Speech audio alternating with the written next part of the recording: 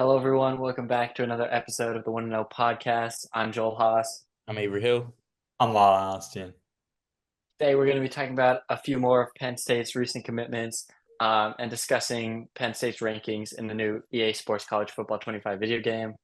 But we'll start off with the first commitment over the last week, which is from quarterback Troy Hune, part of the class of 2026. He becomes the second commitment for Penn State in that class, so he gets on board early. Lyle was able to do the film review on Hune.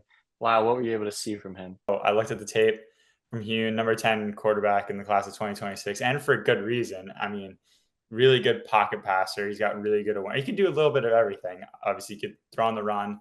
He goes through his progressions really nicely.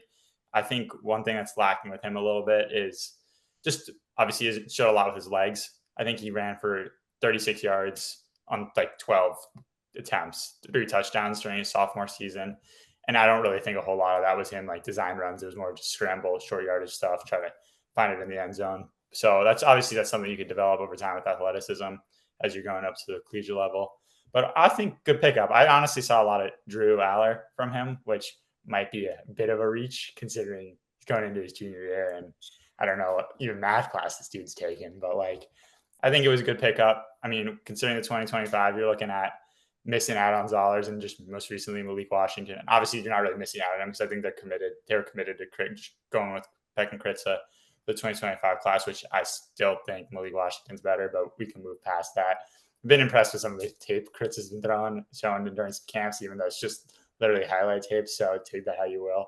But overall, I think that's a nice pickup. And I think for the foreseeable future, you're looking at probably just Ethan Grunkenmeyer if he's still around for Penn State at that starting quarterback spot. So I think he definitely could compete right away when he's on campus. Yeah, I mean, I think it's important to note that this is, class of 2026, which means he's only had 2 years of high school. Like he's only halfway through his high school career. And there's a lot more growth that we can see from him. You comped him to Drew Aller a little bit just in terms of his play style. But Drew Aller was, a 3-star heading into his junior season. Hume's a 4-star heading into his junior season. I think there's a lot of room to grow there. And, we could maybe potentially see him go through a rankings bump, similar to what we saw with Aller, where he went from a 3-star to a 5-star after committing to Penn State. I think Hume, has that potential for growth. Obviously, there's still a lot of time left. He's got 2 more seasons to put some more stuff on film. But yeah, like you mentioned, a lot of similar traits to Drew Aller. So someone that can probably fit well here at Penn State. Another thing with him is that he's from California, Mission Hills High School, and that's the second guy from California they brought in during the summer with joining Darius Dixon. Obviously, he's a 2025 guy, 4-star corner. But I think that's another important thing to note with just expanded Big Ten. They're trying to like prove themselves out on the West Coast with the recruiting. And I think getting 2 guys already during the summer from California is a big win just moving forward because you've got obviously the California schools itself with USC, UCLA, but schools on the West Coast can take note with like recruits from the West Coast can take note of that. Guys from Washington, Oregon, that they're like, hey, Big Ten brand is out there. Penn State's an option for that because I think it was the first Penn State player from California since 2014. Koa Farmer, I think that's who it was. Like that's a long time ago. That's 10 years. You're looking at bringing in someone from California, and you've already got 2 guys on board during the summer. So I just think that's another aspect of the recruitment that's a win for Penn State. Penn State picked up a commitment from edge rusher Jaden Woods. And you watch his film, the first thing that stands out to you is his speed. Just very elite speed, coming around the edge, lots of tackles for loss, things like that. Just gets into the backfield, very strong tackler. Doesn't really miss on tacklers. Very good technique. Everything like that wraps up, allows him to bring down lots of native plays for the offense. Pretty physical, violent when he's bringing down those ball carriers in the backfield. So another big pickup for Penn State and the third edge rusher commitment. And I think it was like a 4 or 5 day span.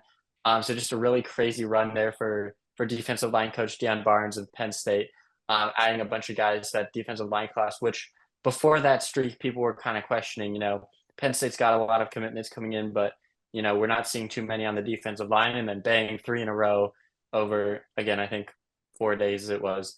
So yeah, Penn State really added some depth there at the defensive end position. And if you're Penn State, that's obviously a position of strength. You just sent 2 defensive ends to the NFL in Chop Robinson and Adisa Isaac. And then you've got, Denai Dennis Sutton, who was a former 5-star. He's probably going probably top 2 or 3 rounds of this year's NFL draft. You got Abdul Carter, who's kind of in the same boat, a potential first rounder moving down to defensive end. So it's obviously a position of strength where you're kind of expecting, if you're Penn State, that you're going to be able to pull in some big time recruits there, and they did just that over this last week, bringing in quite a few guys at that position. And then kind of rounding out the week, the most recent commitment, at least at the time of recording, we always have to preface with that now, because you never know with the way that they've been doing on the recruiting trail. But at this point, the most recent commitment comes from wide receiver Jeff Exenor, who we kind of had a feeling he was going to commit. We previewed it a little bit on last week's pod, kind of talked about that possibility, but now it's official, he's on board. And Avery got to take a look at his film. So Avery, what were you able to see from Exenor? Yeah, I mean, the first thing that stood out for Axonor is that he's a big receiver. I mean, he sits at 6'2", 220, and that shows up on the film. Honestly, he might get bigger. Again, he's going into a senior year. He might get bigger by the time he gets to Penn State. He could even get to 230, about 6'3". And what I saw immediately, he has hands. I mean, I saw him catch a couple back shoulder fades. I saw him catch a couple intermediate balls. He's just able to use his hands. He has some big hands. He's able to utilize them, use his size. And then just another thing, I mean, I think he's really a good route runner. I mean, I saw him hit a guy on a double move. It was nasty. And even just beating guys off the ball, I think on that goal line fade, he just absolutely just blasted off the ball, got open, made the play in the back shoulder to the end zone. So I think he's a really big add for Penn State. He has some big time playing potential even early on. Like I could see him as a freshman being a guy that could catch maybe 40, 50 balls in the season. And I think he'll be of great use to James Franklin and the offense. Penn State definitely, I think, needs some size in that receiver room. And Exnor can certainly provide that. So he's the second wide receiver commitment to join Penn State's 2025 class. They've still got a few more targets up on that board. Taz Williams, Lex Cyrus, a few guys that they're kind of keying in on right now that they'd like to get committed and on board. So those commitments should be coming up probably within the next month. I don't think either of them have set the official dates yet, but we know that Penn State's pretty high up on their board. So Penn State looking to add a couple more receivers to that 2025 class, and Exnor obviously a good step in that direction. But those three commitments, the only ones from this last week, probably a few more coming soon. I don't think Penn State's quite done yet on the recruiting trail. They've bumped themselves up to I think, number 6 class in the country nationally now, per the 247 Sports Composite. But pivoting a little bit away from recruiting talk, which it feels like we've done a whole lot of these last couple of weeks, we get to touch on EA Sports a little bit now. We got some new rankings for the game that came out. They're sort of building up the hype as we get closer to the release. And they dropped a few rankings, including the stadium, what do they call it? Like stadium pulse ranking? Toughest place to play. Like that. Toughest place to play. Yeah, they have like their toughest stadium environment ranking. And Penn State previously was number 2 in one of the trailers that dropped. It showed they were number 2. And then they dropped the rankings and Penn State fell down to number 6. Fans, I think, were a little bit outraged by that. And I would say, rightfully so. I think they had it right the first time at number 2. I don't know why they went and changed it. And even when they dropped the rankings, I think they said these are still subject to change. So we don't know if Penn State ends up at number 6, but right now that's where they sit. And yeah, I was a little bit surprised to see that, just especially because of some of the teams that were ahead of them. Texas A&M finished number 1, which was a little bit weird to me. Alabama number 2, and then we had LSU's Tiger Stadium at number 3, and even Ohio Stadium for the Buckeyes finished ahead of Penn State at number 4. So Penn State wasn't even the best in the Big Ten. I don't know. What are your guys' thoughts on that ranking? Yeah, I disagree. I think the only 2 schools you can make an argument for those top 2 spots are LSU and Penn State. I mean, don't get me wrong. Other than Penn State, the only football game in person I've seen, it was an Army game. So I don't really have an accurate comparison for all these top SEC Big Ten schools for the stadium rankings. But it just doesn't make sense. Like, those are by far and away, I think, you don't even need to see a football game in person to make the call that they belong up there. I think you can make an argument for a couple schools that I would have been like, okay, fine. Florida State, Tennessee are the 2 that come to mind for me. The other, Death Valley, Clemson. I mean, we'll see, I guess, if maybe they've got the script somewhere where it's like, yeah, these stadiums are going to be so much louder this year and not comparing the whiteout and Penn State's going to be mid. But I don't think that'll happen. But I don't know. We'll see. I mean, but it's also, I feel like, subject to change even before the game even starts, and they could like fluctuate throughout the season. So maybe it's just baseline, but I don't know. We'll see come the start of the season. I feel like. I mean, I think I'm gonna actually take the other side of it. I mean, I think I wouldn't have had Penn State. Where were they at 6, 7?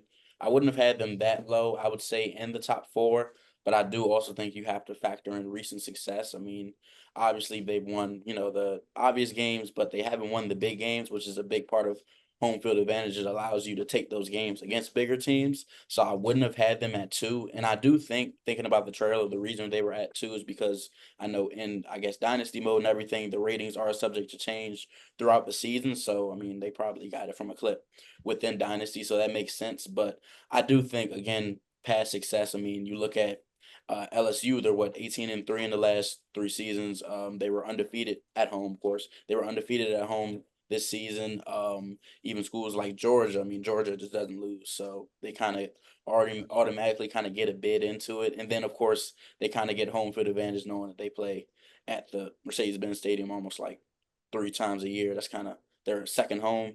And even like Oregon, I think Oregon, I would have slotted them ahead of Penn State. Oregon's been really, really good in the last forever, just playing at home. I mean, obviously they're one of the loudest stadiums, and they just bring the noise, bring the energy every single game, and it's showing up on the field. So I do think that with that, you can see why Penn State will fall, but I wouldn't be shocked if Penn State finds its way up the leaderboards as the season goes. I mean, that's fair. I think my biggest or my two complaints, number one is Texas A&M at number one, just because if we're also factoring in like home success, like I think they got upset by App State like 2 years ago at home, 3 years ago. That and then Ohio Stadium, because in the last 2 years, I've gotten to experience Ohio State at Penn State at noon, and I've got to experience Penn State at Ohio State at noon. So pretty much every factor was equal, um, except for obviously the home stadium. And when you flipped it, I felt like Beaver Stadium was a lot louder than Ohio Stadium, with all the other factors being the same. So for me, that's kind of where I take complaint. Maybe I would have switched Ohio Stadium with Beaver Stadium there. But either way, Beaver Stadium comes in at number 6, which still top 10, still respectable. And that wasn't the only ranking that came out. We also got the top offenses, the top 25 offenses. Penn State came in at number 12 with an 87 overall ranking. And I thought that was pretty fair. If anything, I thought even that was a little bit high to be, number 87 and top 12 in the country, just given what we saw from them last year. I think if you're looking ahead to this year, top 12 kind of makes sense. I think if you're looking just at last year, that's maybe a little bit high just because of some of the struggles they had against the higher ranked teams. But what do you guys think about that number 12 ranking? I did think it was a little high as well. I mean, I would have had them, if we talk overalls, I would have had them maybe at an 85. But I do think that part of that is just college. I mean, a lot of, college football ratings sometimes are kind of clout, like guys that are known more or have shown the history of maybe having a chance to have great seasons are going to, be those guys that are highly rated. So like I wouldn't be surprised if Julian Fleming gets a favorable rating. Even the running back duo, Nick Singleton and Katron Allen, they probably got favorable ratings because, of course, the developers know that, that last season wasn't their best seasons. But I do think that kind of gives them hope. And then, of course, the offensive line, I mean, sometimes they probably factor in just, recent or, like just what teams usually do. Like, of course, if you look at Notre Dame, I would be shocked if their whole offensive line isn't 90 plus. Like, there's no reason for them not to be. That's just what they do. I mean, got Wisconsin, like places like that are going to get favorable ratings because of their history and because of their past. So I think that's a reason. But I think that, kind of lands Penn State at a 87, which I would consider a little bit favorable. Yeah, I agree with Avery in terms of the overall rating. I would have thought it would have been 84, 85 range. Just when you give you my personal ratings adjuster opinion, I just think that's how they more accurately stack up. But when you look at the next two teams after Penn State, I'm pretty sure it's Ole Miss. Yeah, it's Ole Miss, who their offense showed a lot more in that Peach Bowl game than what Penn State's did. And Penn State going in on paper had the way better defense. Obviously, you had some opt-outs, but still, there's that. And then after that, you have Kansas, who you're coming in, you're taking their offensive coordinator, Andy Colton, and it's just like, I don't really know how to look at that, considering he's there, but I guess obviously Kansas, they have a lot of talent there, but it's different, like he's with Penn State now. He's got that kind of arsenal. So I just think that's interesting because I don't really know how highly they're viewing Kansas going into the season on offensive end. Obviously, they're returning a lot of talent. So that's just, I would have went a little lower, and I've got some questions on what the teams behind them are higher. But the other one for me that stood out was Miami being 7.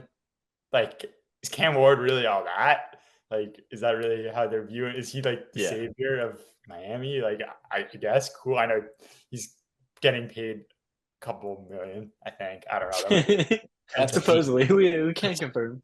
Supposedly. Well, like, and I mean, he's a good quarterback. I mean, I'm sure Penn State's happy to go to Ohio State, but like, really, EA, like, the U, is that that's how we're rocking? Like, I don't really know.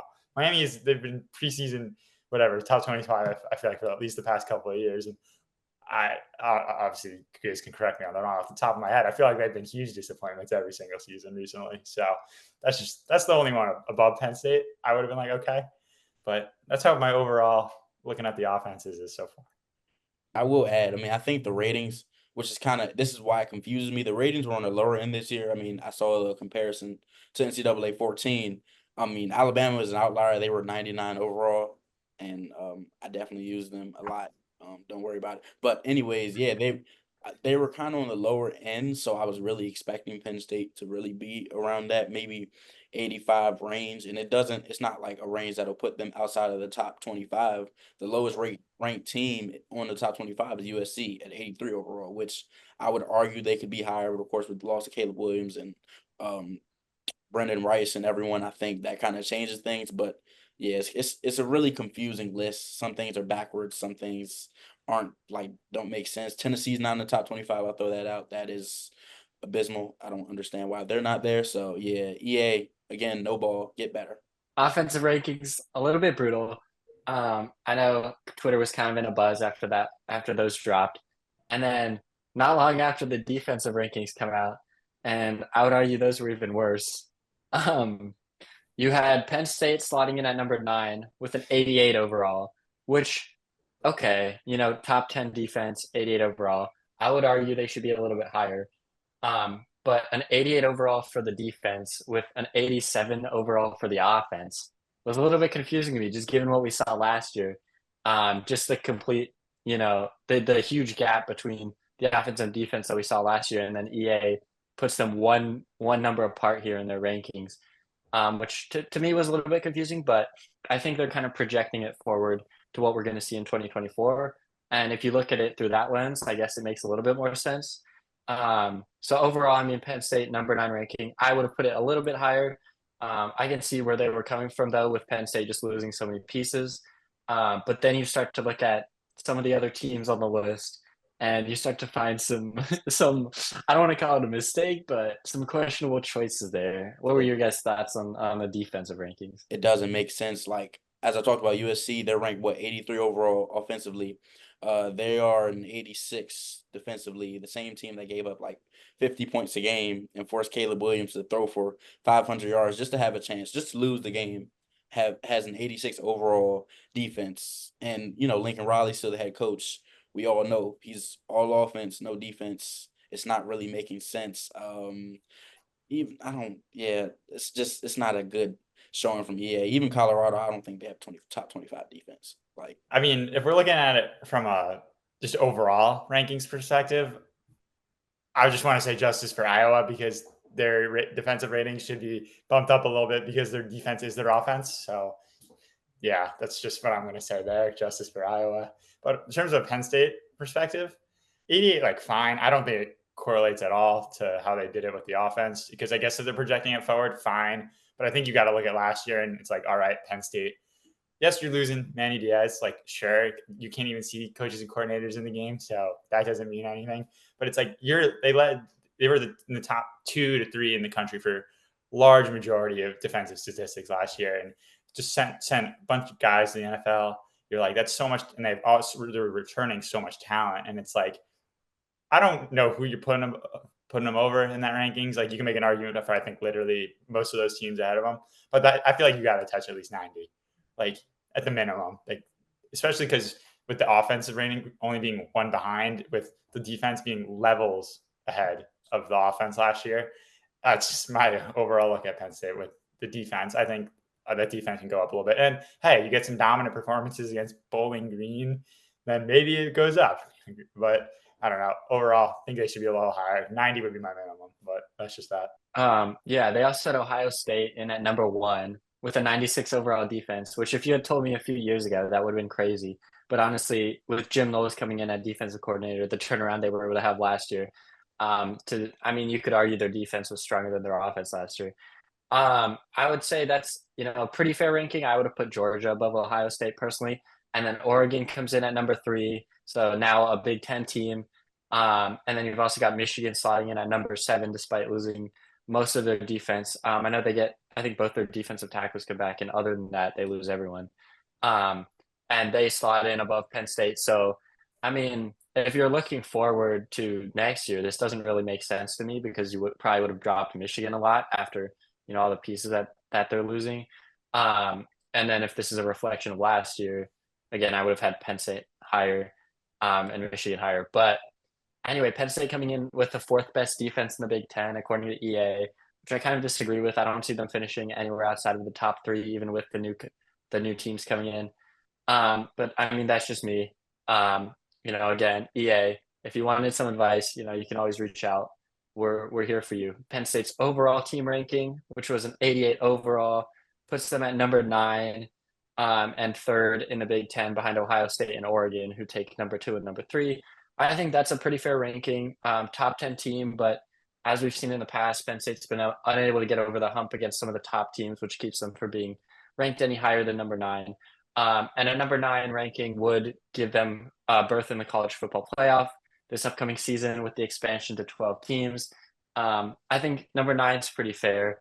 I don't know if you guys, feel differently about that, but I think that's a pretty valid ranking. I think number 9 is just about correct. You put them there, and then if you kind of look at it, there's like 5 teams that are tied for 88 overall, so they're basically saying they're all kind of around the same, which you could argue different. Again, I think Ole Miss will end up being a better team this year, but I think Penn State kind of lands over the rest of them, Miami, Texas A&M, way over Colorado, for being realistic and honest. So yeah, I think 9 is just about right, and we'll probably see them hang around that 12-6 range all season, essentially. And of course, EA College Football 25. Yeah, I agree. I think 9's the perfect spot to put them in initially, because if you look at the teams below them, realistically, I think obviously it's college football, anything can happen, but just on paper, I think the only teams behind them that could surpass them, definitely Ole Miss. I agree.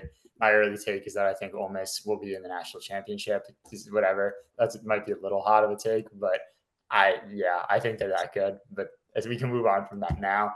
And then at Michigan, I think on paper, Penn State's obviously got a better team than Michigan, but obviously they don't play Michigan for another 2 years, but how this game goes. Michigan, they'll find a way, I guess, to be ahead of Penn State.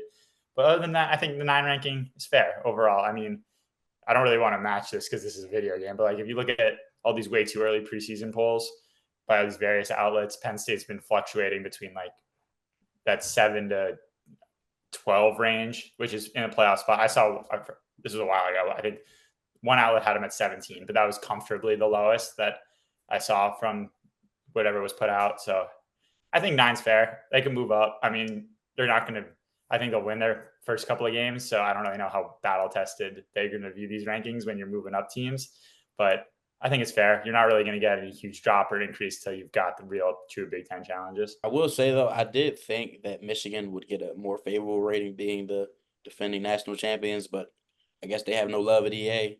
Also, Colorado comes in with the number 20 overall team, and I just want to know what kind of inside information EA has where Colorado is going to be one of the top 20 teams in the country next year. That's actually insane. This can't be a reflection of last year. Even looking ahead to this year, 2024, their Vegas win total is 5.5 wins. They might not make a bowl game, and EA is putting them in the top. I don't get it. I don't get it at all. They've got Dion, though. They'll be fine. I don't know what year EA thinks it is. Like, this ain't 1994 anymore. Like, Colorado didn't make a bowl game last year. They're not supposed to make a bowl game this year. I don't know Well, where the top 20 comes from. If I don't know if it was like some kind of clickbait, like they just wanted, interaction farming, whatever it was. That's my biggest problem with this. And maybe we're reading too much into this because at the end of the day, it's a video game. Anyone who's actually watching a college football podcast in early July when there's absolutely nothing happening, like if you're watching this podcast right now, you are a college football diehard. Like there's no other reason why you would be watching it. So I assume you probably care about this video game. Hopefully this was entertaining for you. But I think that's where we're going to wrap it up for today's episode. Thank you guys for tuning in, watching this episode of the 1-0 podcast. For more football coverage, you can find us at psucollegian.com and follow us on socials.